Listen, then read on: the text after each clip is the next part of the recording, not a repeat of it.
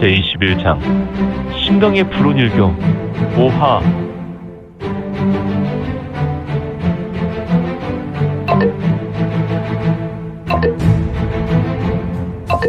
구독과 좋아요, 알림 설정 부탁드립니다.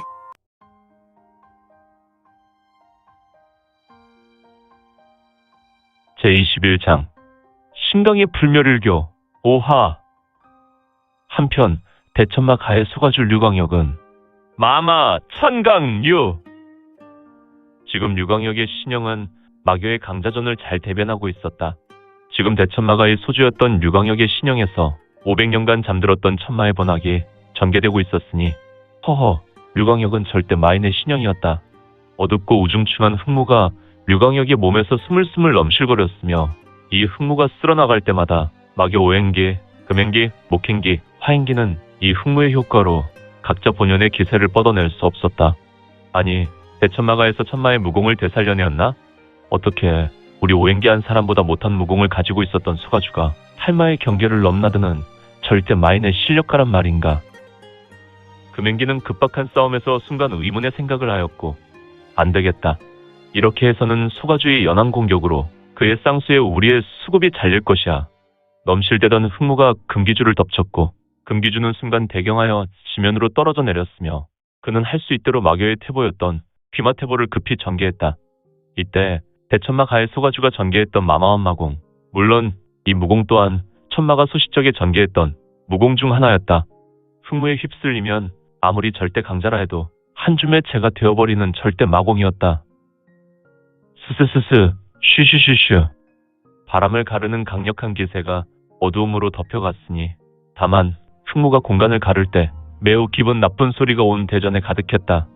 이때 이화화류무, 화와 염화 강, 마왕의 염화는 솟아나거라. 소가주에 의해 일방적으로 밀릴 때 세 명의 오행기주들은 역시 노련한 경험 많은 절대 마인들이었다. 대천마 가해 소주는 이건에게 얻은 묵룡원원 보패를 통하여 천마절기를 온전히 이룰 수 있었지만 그는 오직 경험이 부족했던 인물이었다. 사실 강호 무인들과 싸움을 치를 때는 강력한 무공이 7알이여 여러 대결에서 얻은 실전의 경험이 나머지 3알이었다. 하지만 목숨의 경각 간의 싸움이 진행될 때는 서푼의 능력이라도 목숨의 승패를 바꿔버리는 일이 부지기수였는데 대천마 가해 소가줄 류광혁은 자신의 신의에 도취하여 천마 절기를 마구 뽑아내어 3명의 마인들을 일방적으로 몰아붙였다. 그러나 무인이 반드시 멀리해야 할 덕목이 있었으니 그것은 자만이다. 이제 류광혁은 자신도 주체 못할 승리감에 금기주의 실수를 직감하고 그의 목숨줄을 끊으려 자신의 공력을 배가했으나 허허, 천녀일실. 그의 작은 욕심이 화를 불렀으니 바로 화기주의 마공이 폭발한 것이다. 거대한 불기둥이 흙물을 흩어버리고 있었으니 화르륵 화르륵 쉬쉬쉬슈 쉬쉬쉬슈수수수. 거대한 불기둥이었다. 이 화만은 태초에 화산이 폭발했던 화염기둥과도 같았다. 이 화염기둥은 오직 하나의 목표를 따랐는데 흙물을 헤치고 들어오는 불기둥은 대전의 절반을 삼키고 있어서 흐릿했던 대천마가의 소가주의 신형이 점차로 뚜렷하게 드러났다. 이 상황도 잠시 고목귀마무 편이적자 이마 천편 위지 첩참 팍팍팍팍팍팍팍팍팍팍팍팍팍팍팍팍팍팍 휙휙휙휙휙휙 휘리리릭 척. 목행기의 무공은 매우 유연했으며 화염기둥과 섞여 목행기의 집요한 공격이 마침내 시작했고 불기둥은 시각적으로 매우 위협적이었지만 이 화행기주의 공격은 조금 무딘 것이 일대 다수와 싸우는 상황이라면 매우 유용하겠지만 거대한 불기둥이 단 한 사람이 상대하는 것은 그저 그런 성과였으나 이제 목행기주의 공격으로 이 두 마인의 공격은 매우 효과적인 공격이었는데 이 두 마인이 과거 우리 마교의 장로원 신마의 능력을 뛰어넘는다는 말이 사실이었군. 정룡마가 현가주의 안목이 정확해. 그렇다면 나는 현가주의 조언처럼 도박을 해야 할 것 같구나. 지면으로 떨어졌던 류광혁은 자신의 진기를 짜내어 바닥을 구르며 현란한 목행기의 고목마공을 피해 나갔다. 팍! 팍! 팍! 나무줄기 같은 것이 편이 되어 채찍질하였고 류광혁은 경각간에서 그림과 같이 이 나무 채찍을 피해 나갔다. 그러다가 그는 어떤 결심을 하였는지 그는 잔상을 남기고 호련히 사라졌다. 물론 나무줄기가 이 잔상을 후려갈겼는데 역시 잔상은 허공으로 부서져 사라졌다. 이영환인가? 아니면 비겁하게 도망하는 탈피신봉인가? 고목존자라는 벼로를 가지고 있었던 목행기주는 나름 자신의 현란한 무공을 전개하다가 목표가 사라진 것으로 화가 났다. 그는 고양이 쥐 몰던 자신의 행위에 나름 신이 났기 때문이었다. 잠시 후 천마지키 스스스 고목존자의 뒤에서 나타난 유광혁은 매우 은밀한 밀기를 통하여 뒤에서 고목존자의 숨통을 조일 듯 올라탔다. 그리고 사지를 오므리며 고목존자를 압살하려 하였던 것 같았다. 오히려 단순한 것 같은 무공 원리가 때론 강력한 외통수가 될 수도 있나? 아무튼 고목존자는 매우 괴로워했는데 역시 천마지키는 천라지만과도 같은 짜임새로 고목존자의 숨을 조여왔다. 떨어져라. 이놈아! 비겁하게 허걱. 고목존자는 지랄발광했다. 그런데 어째서 류광혁은 고목존자에게서 떨어져 나가지 않는 것인가? 고목존자는 내가 공부를 끌어올렸으나 이상하리만치 류광혁은 더욱 고목존자를 끌어안는 것이 아닌가? 후후후후. 천마께서 천마행을 떠나기 전에 만들었다는 기공이 이렇게 쓰일 줄이야. 내 녀석에 내가 진기를 끌어올려 외부로 폭발시켰으나 그것은 너에게 돌아가는 흉기가 될 거야. 고목존자의 외부로 터져나가는 내기는 차기미기의 현상이 되었고 류광혁을 공격하는 그의 내기는 다시 고목존자에게 돌아가고 있는 현상이었다. 필마을로 참 허허. 거대한 불기둥은 점차로 줄어들더니만 화염검이 되었다. 그리고 고목존자로 향했고 후아 쇠액 스삭 스사사사사 퍽 화르륵 이런 쌍.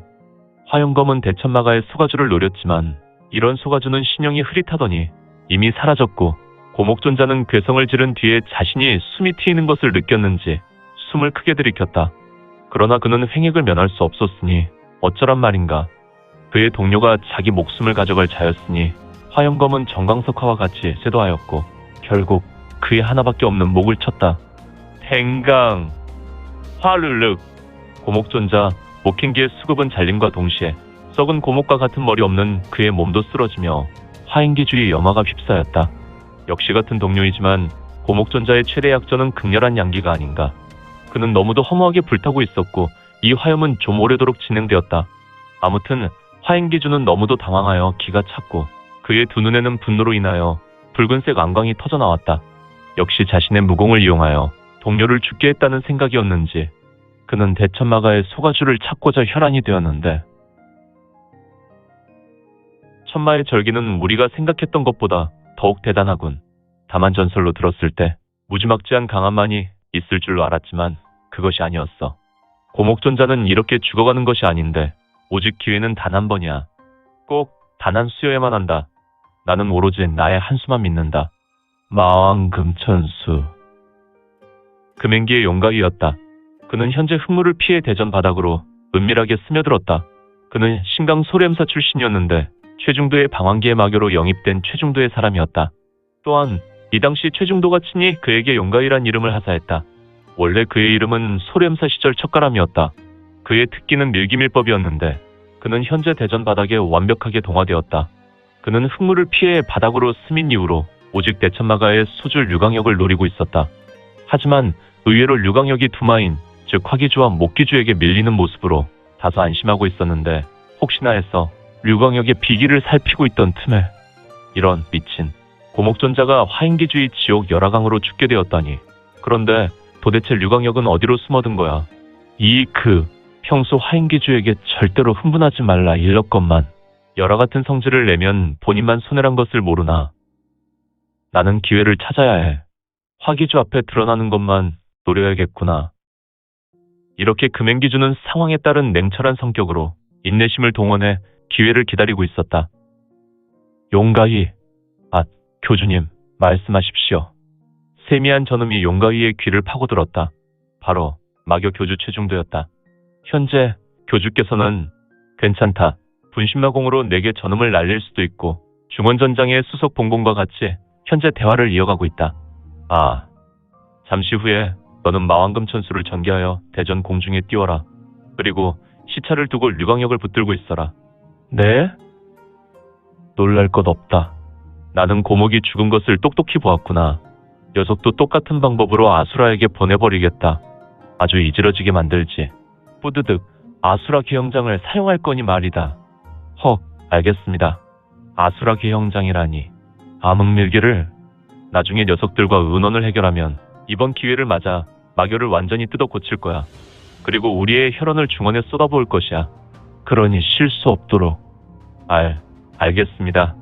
찰나, 이들의 수가 계획되었고. 나와라. 감히 나 혈의마왕 원천수를 기만하다니. 대천마가는 겁쟁이만 키우는 것인가? 내 녀석이 나오지 않으면 나는 바로 대천마가로 달려가 너의 식솔들을 갈아마실 것이다. 화인기주는 과거 혈의마왕이라는 벼로를 가지고 있었다.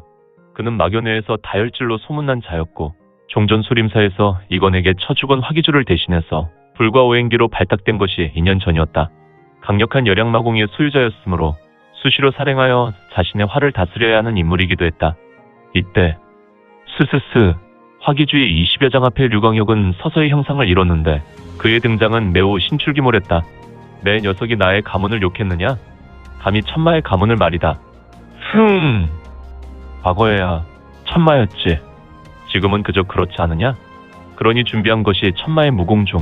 그저 그런 것을 두고 우리를 희롱하다가 에잇, 내가 왜 내 놈에게 이런 것까지 구차하게 설명해야 하는지. 이거나 처먹어라. 애송아. 화강. 헉. 혈의마왕은 기겁했다. 자신 앞에 있었던 류광혁이 또다시 사라졌다. 그의 사라짐이 너무도 귀신 곡할 노릇이었기 때문에 그는 자신의 우수를 들어 눈을 쓸었고 다시 눈을 깜박이고 있었다. 혈의마왕은 류광혁의 신용을 찾지 못하고 잠시 침묵했고 그의 등짝에 땀 한 방울이 흐르는 것을 느꼈고 사람은 누구나 스스로 통제할 수 없는 상황에 놓이면 매우 불안감을 느끼지 않는가. 불안한 미래, 그리고 여기에 더해 불안 요소가 시급할수록 더욱 큰 공포심이 밀려오는데 주르륵 또! 그의 얼굴에 구레나루 수염 턱선을 따라 한 방울의 땀이 떨어졌다. 이때 그의 귀의 세미한 소리에 의해 그의 귀는 매우 쫑긋하였다. 새를 침척. 참 살기. 천마혈기였다. 보통 마교의 마인에게는 마기가 있다. 이 마기는 때로 일반 정파 무리민을 겁박하고 공포심을 유발하여 정파인은 마인 앞에서 실력 발휘를 제대로 못할 때가 종종 있었다. 그런데 이 천마혈기는 일반 마인의 마기를 뛰어넘는 기세를 담고 있었으며 이는 오직 천마혈손에게만 유전되는 대천마가의 비기였다. 화기주의 눈에는 일순간 착시 현상이 일어났고 바로 자신 앞에 두 개의 혈광이 보였으며 이후로 흑무가 회오리치고 두 개의 천마 옥수가 튀어나와 그의 심장을 뚫어버렸다. 퍽퍽! 으아! 제킬. 대천마가의 소가주는 비로소 신형이 뚜렷하게 되었고 그의 두 손은 현재 화인기주의 두 가슴을 뚫어내어 박혀 있었다. 잠시 후 화기주는 눈에 동공이 커지고 불알이더니 흰자위 실핏줄이 터졌으니 그것도 잠깐. 고개가 꺾이며 절명했다. 류광혁은 사실 순간 천마가 즐겨 사용했던 섭심술로 화인기주를 농락했고 천천히 다가가 그의 강철과도 같은 가슴을 쌍수로 뚫어낸 것이다. 제3자가 봤을 때 화인기주 혈의마왕은 참으로 어이없는 죽음이었으니 이때다! 용가이는 드디어 기회를 잡은 것이다. 그는 바닥에서 매우 부드럽게 일어나와 대전의 공기를 타고 유연하게 소가주 류광혁에게 접근하여 두 팔로 양어깨를 감싸 안았다. 그리고 그는 소가주의 쌍수를 움직이지 못하게 하였으며 자신의 양손으로 소가주의 팔을 감았고 자기 목 뒤로 하여 깍지를 꼈다. 소가주가 꼼짝도 못하게 뒤에서 감싸 안은 형상이었다. 오라! 마왕 금천수! 금기주 용가이는 다급하게 공중을 향해 외치며 미리 전개한 자신의 동문절기를 시차에 맞추어 다시 펼쳤으니 공중의 기로 유영하다가 바로 쇄도하여 그의 수영이 소가주 류광혁의 복부를 후려갈겼다. 퍽! 하하하, 녀석 잡았구나. 금행기주 용가위, 소렴사 출신 척가람은 매우 음흉하고 잔잔한 웃음을 내었지만 그것도 잠시. 슈슈슈슈. 용가위의 입꼬리가 올라갔던 미소는 사라지고 그의 입술에서 핏물이 흘러내렸다. 이런, 나의 금강철 폐공이 깨지다니. 현재 용가위의 등짝에 여러 개의 가시 같은 철심이 튀어나왔고 자세히 보니 이는 철심과도 같은 형상의 기체였다. 그 형상은 바로 사라졌는데 이 빛과 같은 형상은 기체가 되어 무형으로 돌아갔다. 바로 천마의 호신공부인 금마철심이었다. 천마절기에 당한 용가위는 분명 절명해야 하는 것이 맞는데 그는 핏물을 물며 천천히 말한다. 여서가 같이 죽자. 류광혁은 금행기주의 마왕금천수에 당하여 숨을 쉬기 어려웠다. 그런데 용가이에게 진기를 억지로 짜내어 천마의 절기인 금마철심을 전개했고 그는 서 있기도 버거웠는데 도대체 뒤에 매달려 죽어가는 용가이의 말은 무엇이란 말인가? 쉐릴리릭 쇠액 퍽! 세미한 진동음은 류광혁에게 접근하면 할수록 더욱 강력한 기세가 되었고 얼마 못되어 류광혁은 눈이 튀어나올 충격을 받아 뒤로 7, 8장 밀려났다. 그때 용가이는 웃는 모습으로 날아가 화강석 벽면에 부딪혀 급살했다. 그는 가슴이 함몰되었고 그의 입에서 검붉은 피가 주르륵 흘러내렸다. 이런 아수라기 형장이라니. 후.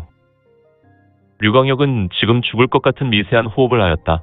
그의 내상은 거의 치유가 불가능한 모습으로 비틀거렸으며 그는 천천히 걸어가 벽에 기댔고 쭈그려 누운 모습이었다. 잠시 후 그의 눈은 점차로 흐릿하였으니 그는 눈을 뜨기도 어려운 지경이었다. 그의 눈에는 마교 교주와 이건의 치열한 싸움이 간간히 보였다. 이렇게 삶을 마감하려고 하였던 것은 아닌데. 그의 호흡은 점차로 미약해졌고. 오늘 준비한 내용은 여기까지입니다. 앞으로 우리 민지원에 매거진은 신무협 소설과 더 많은 부동산 정보를 같이 공유하고자 합니다. 계속해서 많은 성원 부탁드립니다. 그러면 오늘도 세상에서 최고로 멋진 하루 되세요.